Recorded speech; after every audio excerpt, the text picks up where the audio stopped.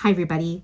Before I go to work, I've had something on my mind for the last couple of days, and that's because on social media, we've been talking more and more about parasociality, what it is, what it isn't, and how content creators in the emerging generations are facing it in a time of platform shift and changing mores around these sorts of things.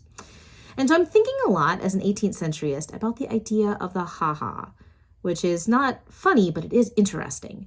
And digital ha-has, I think, are the ways that content creators invisibly establish boundaries that you don't notice until you are potentially running up against them. So what's a ha-ha?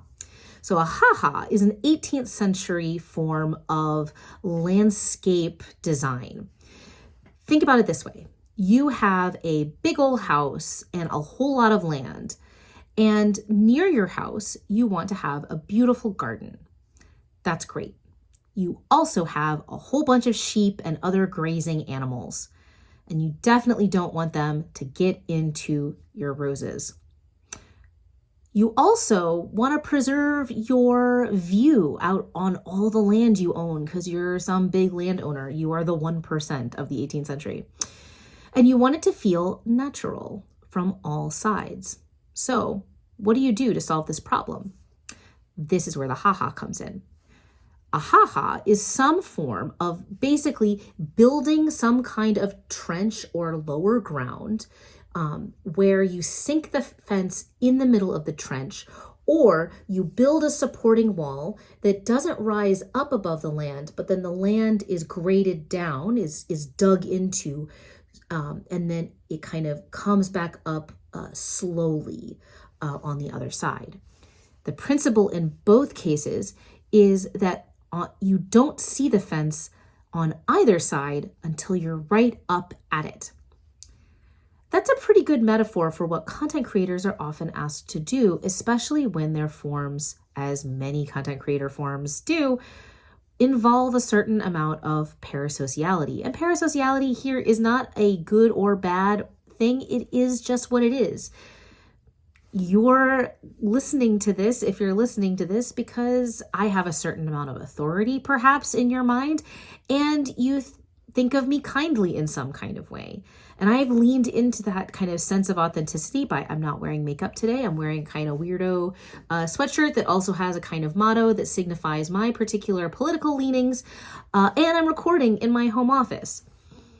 All of those things add to a kind of persona that's not super different than who I am off mic or off camera, but is a curated form of my personality.